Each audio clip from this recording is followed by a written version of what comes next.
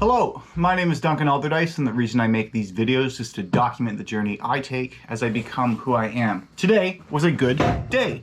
Okay, first off, 103 dials, activity where we like it, and one book demo, which is also really good, so that's fun. Now, this book demo didn't come from a new list of leads that were better ones, but this was still from ones that I had been calling for a while, so what's nice about that is to know that the quote-unquote shit leads that no one's picking up on are still worth working through, because sometimes people come up with this.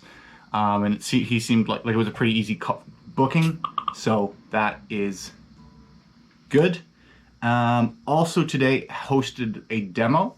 That demo went well. It was a good conversation. One of the goals I had for the week was to actually overview the return on investment calculation within a demo, specifically going, okay, so if I understand what their growth goals are, if I understand what their compensation looks like, can I put those into a example with the demographics from this program to make it specific?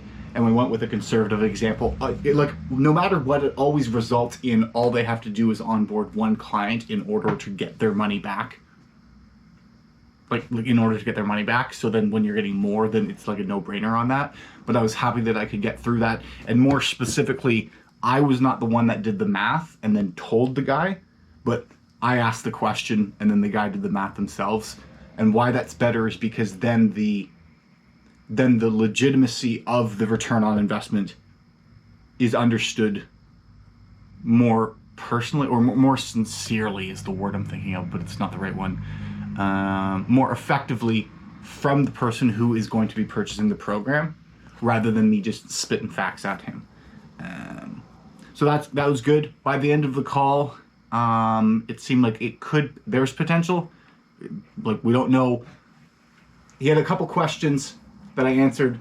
The next step is to follow up with him on Friday over video, just so that he can see what the actual user interface for him would look like. But so hoping I can get him on board if he is interested in doing so. It does seem like a good fit. I don't know. I just don't want to come across as like I'm forcing him to do it. As that's that. What else is new? Spent about like 45 minutes today as well. Edited 2 videos, so that's good. And having success with that. Also, I'm gonna shout out again one of the subscribers recently.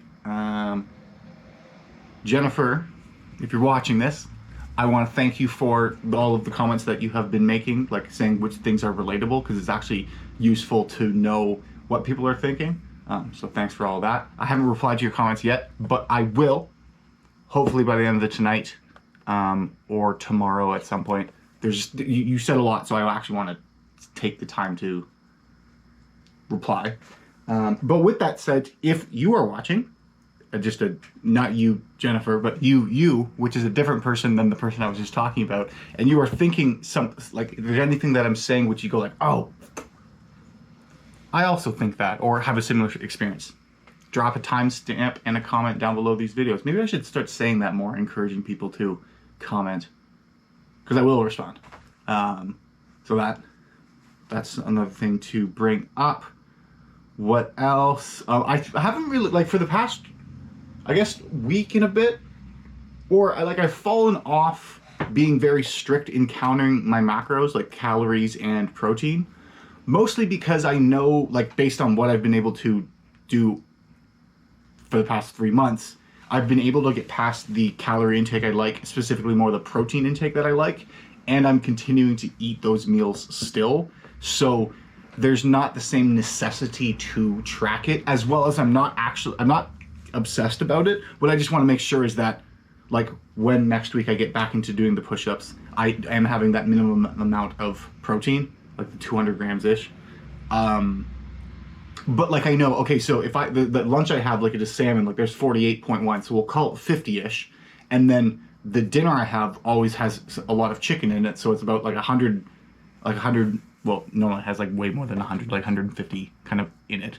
But if I have like 50 grams at lunch of protein, and then 150-ish or 120 to 150 with dinner, well then I don't even have to think and I'm always going to be hitting it. So then that's no longer something that I really need to be sticking to, which I guess is the point of building a habit, is like you track it and you're very prudent with and meticulous to begin with until it becomes second nature, and then I don't actually need to be tracking it anymore. Like there's no added benefit to that because I know what it is that I'm eating that is working. So that's good. As well as I wrote down a list of goals that I had for the next 2 months and put it on the fridge so that I could see it frequently. Luna is bugging me. Not bugging me, she's saying hi.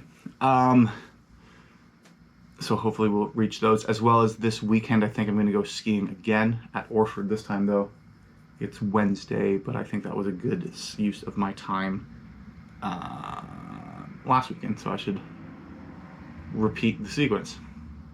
But everything feels good up until this point. I'm going to put it really close to my face to see if I can get another one of those thumbnails that have my face on it. That seemed to do well. And another news goodbye.